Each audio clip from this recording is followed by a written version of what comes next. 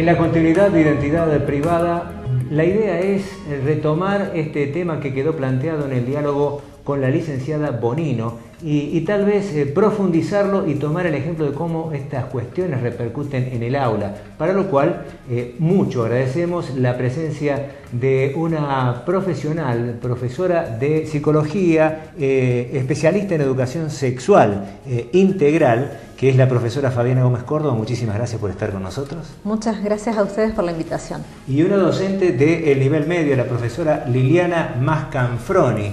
También para usted muchísimas gracias por estar. Gracias a usted por invitarme. Bueno, vamos a comenzar con este tema que ya lo estábamos advirtiendo en otro pasaje del programa.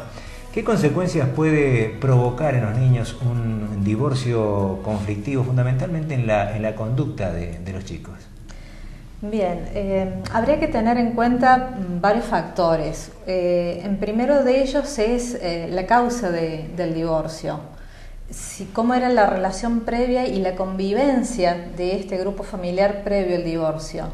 En muchos casos, aun cuando el divorcio sea conflictivo, termina siendo realmente una solución para poder a un futuro próximo tener una vida mucho más saludable, tanto para los adultos que se separan como para niños y niñas que son producto de ese amor, de esa relación, de ese vínculo.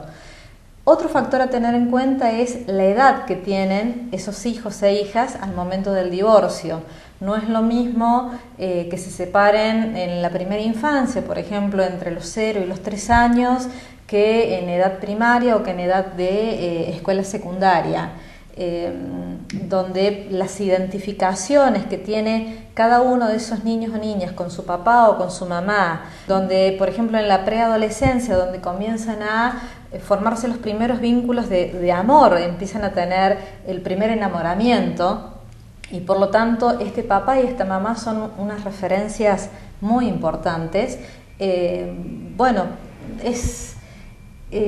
Lo más importante es ver cómo se les explica del porqué de la separación y que aunque haya conflicto entre mamá y papá, poder dejarles muy en claro que ellos están fuera de ese conflicto, que ellos no son parte del divorcio, que sigue siendo una familia, que van a tener a su mamá y a su papá para lo que puedan necesitar y que en definitiva esta decisión de divorciarse es para el bienestar de todo el grupo familiar, porque en teoría si se llega a esa medida, a esa decisión, es porque ya la convivencia es insostenible. Está bien, es un cierto alivio para muchos, ¿no? Para muchos lo toman como un alivio por más que el conflicto no quede resuelto. Profesora, ¿cómo se manifiestan este tipo de episodios familiares en el clima áulico, dentro del aula? Y sí, se manifiesta y lo notamos a diario, estos conflictos que traen los chicos de papás separados, especialmente en el tema de la conducta, el rendimiento escolar, fracasos escolar, mucha repitencia, la falta de atención en el aula, los conflictos entre los pares, como que no se siente en su propio espacio, ¿no? No se brinda totalmente, muchos chicos se inhiben, están callados, no se expresan, y bueno, ahí el docente tiene que contemplar esta situación y por suerte en colegios privados especialmente hay centros de gabinetes psicopedagógicos donde se atiende esta situación. El docente siempre tiene que estar presente y contemplar y seguir la situación de este joven, este niño.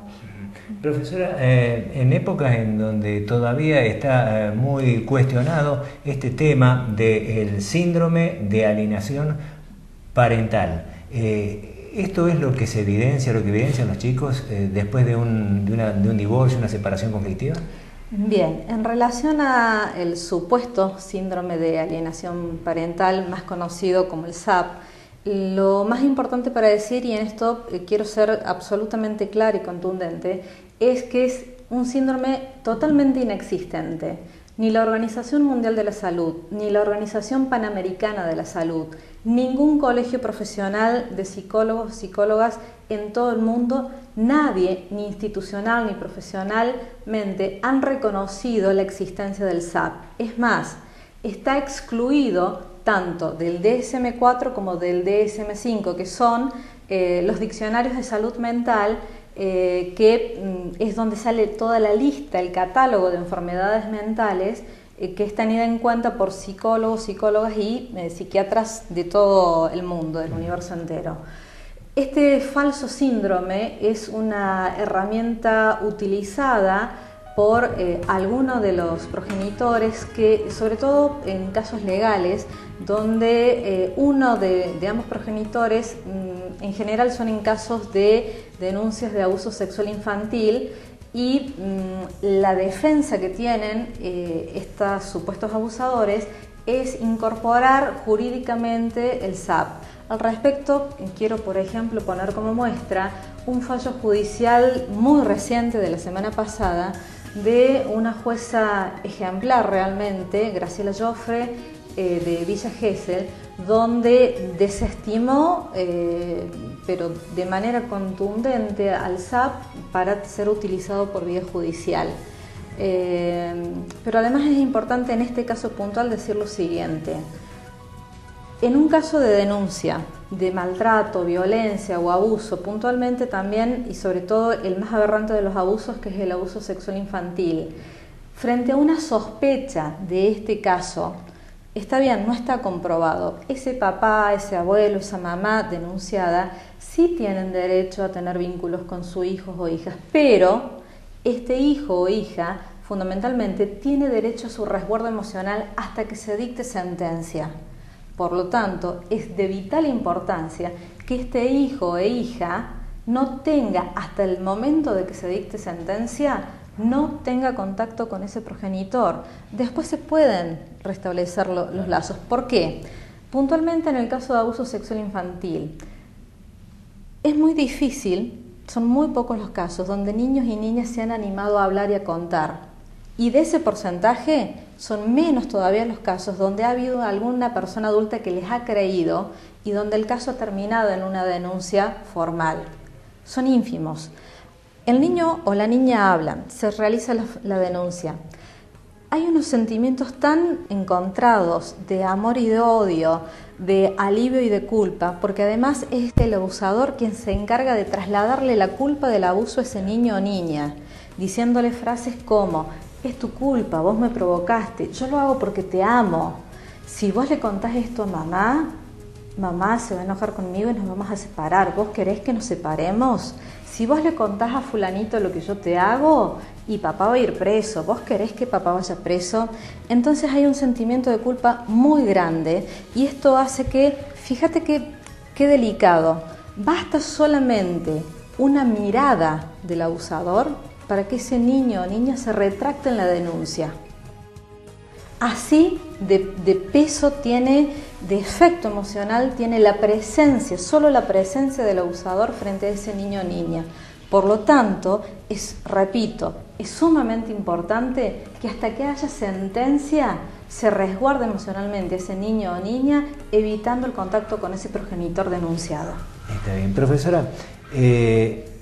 ¿Son muchos los casos que ustedes advierten en el aula y en todo caso está creciendo la cantidad de episodios de esta naturaleza? Sí, lamentablemente cada vez más van aumentando estos casos, ¿no? Y el tema es los trastornos de conducta, por ejemplo, algún tipo de adicción que el chico manifiesta. Entonces, bastante preocupa al docente y bueno, ese niño angustiado lo vuelca en la escuela, que es su espacio, y lo manifiesta permanentemente. Mucha violencia escolar. ¿Advierten que las adicciones también lo toman como una salida? Sí, es una forma de salir a sus problemas. Es grave. ¿Qué tipo de solución o de política ustedes consideran que se debe tomar frente a esto? La verdad que me encanta esa pregunta.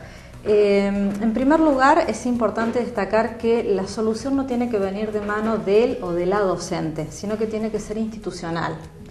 aun cuando estén concentrados él o los casos solamente en un curso o en un grado, debe ser una solución institucional.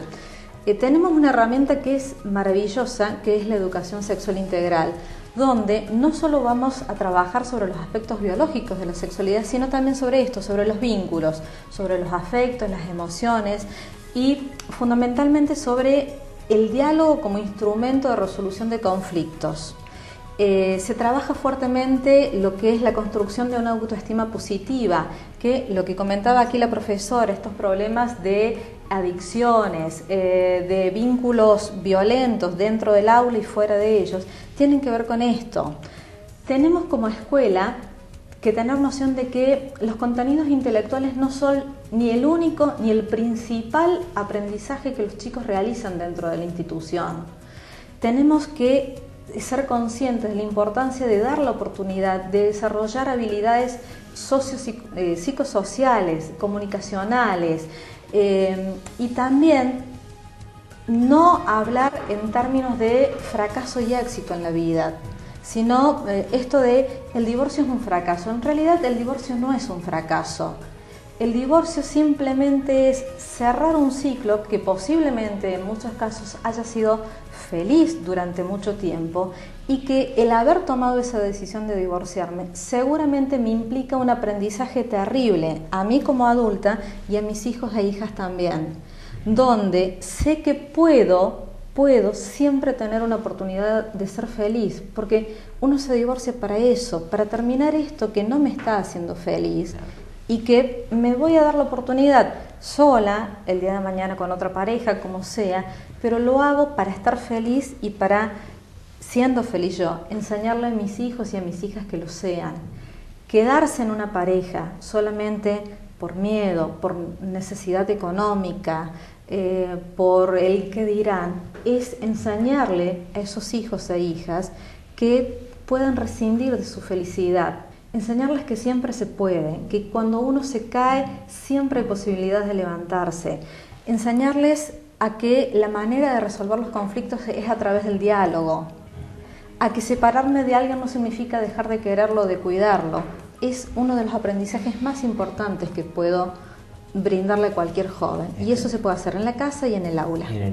Volviendo al tema del aula, recién nos decía que es necesario tratarlo integralmente y no solamente una docente o un estamento, un aula, sino toda la escuela. ¿Cómo advierten ustedes la posibilidad de encarar soluciones dialogando con las autoridades? ¿Se quieren inmiscuir las autoridades de los establecimientos en ese tipo de problemas? No, sí, totalmente, se involucra a todos, es decir, los docentes, el gabinete psicopedagógico, como le dije, también hay coordinadoras por curso, se citan a los padres, se realizan charlas permanentes con el mismo alumno y se recomienda también un tratamiento con algún profesional y se sigue, se observa permanentemente al joven y viendo su rendimiento y su mejoría. Como para ir cerrando la nota, ¿cuáles serían los consejos para los docentes cómo encarar este tipo de cuestiones? Bien, en primer lugar, algo que repito muchísimo es no se puede enseñar lo que no se ha aprendido para la propia vida. Por lo tanto, ¿cómo voy a enseñar habilidades comunicacionales? ¿Cómo voy a enseñar intentar construir desde el aula una nueva cultura de la paz si no lo he aprendido para mí? Entonces, la primera recomendación es buscar lugares serios, espacios serios, reconocidos, de formación. Y hago una distinción muy importante entre lo que es capacitación y formación. No se trata de ir a hacer cursos, talleres, lo que fuera, donde yo solamente adquiera datos, información, conocimientos, sino que la formación implica, además de esa información que es necesaria y que es útil, también poder desarrollar estas habilidades de relacionarme con el otro, de empezar a tener una comunicación asertiva. Vos no sos mala en matemáticas, vos sos muy buena en artes y en matemáticas yo te voy a dar un apoyo extra, ¿sí? Donde pueda reconocer que toda persona toda persona tiene el derecho humano fundamental de la educación y que si yo estoy en este trabajo, en esta vocación, tengo la responsabilidad de abrirle la cantidad de puertas y ventanas que sean necesarias para que este sujeto, a través de la educación, pueda tener una oportunidad de transformar positivamente su vida. Trabajar sobre proyectos de vida y sobre la felicidad como punto de referencia, porque las personas adultas, y dentro de la escuela también se ve, trabajamos mucho sobre la base del éxito. Este chico está condenado al fracaso. Este chico va a ser un éxito, va a lograr mucho en su vida. Y eso lo relacionamos con términos académicos y con términos económicos, pero trabajamos muy poco sobre las emociones y los afectos. Una cuestión que es ciertamente preocupante y daría para continuar el debate y aportando ideas. A las dos, muchísimas gracias, profesora Fabiana Gómez Córdoba. El agradecimiento por haber participado en el programa. Liliana Mascanfroni, también a usted. Gracias. Bueno, hemos estado tocando un tema ciertamente preocupante. Lo vamos a seguir más adelante. Nuestro equipo de producción está compenetrado con estas problemáticas y el compromiso de tratar frente a ustedes las cuestiones que muy pocas veces se tratan frente al grupo de docentes y al grupo familiar. Una cuestión que toca transversalmente a la familia y a la escuela argentina. Seguimos en Identidad Privada. En los tramos finales de nuestro encuentro de hoy vamos a hacer referencia a una campaña a nivel nacional encarada por SADOP y tiene por objetivo ayudar a los argentinos que tan mal la están pasando en la ciudad de La Plata y la capital federal. Se trata de la recepción en todas las delegaciones SADOP de la provincia de Córdoba de donaciones para ayudar a los damnificados de estas inundaciones, fundamentalmente los de Capital y La Plata. Se recibirán estas donaciones en el horario de atención de cada sede SADOP. Allí podrán acercar alimentos no perecederos, ropas, colchones, frazadas y sábanas, toallones, leche en polvo, pañales, velas, elementos de higiene y limpieza. Esto, entre otros artículos, como una manera de acercar la solidaridad de los docentes privados de Córdoba a los hermanos argentinos que tan mal la están pasando. Con esto ponemos punto final a Identidad Privada. Nos vamos a reencontrar con ustedes y todos los temas que interesan a la comunidad educativa el próximo jueves a las 19:30 por Canal C. Hasta entonces y gracias.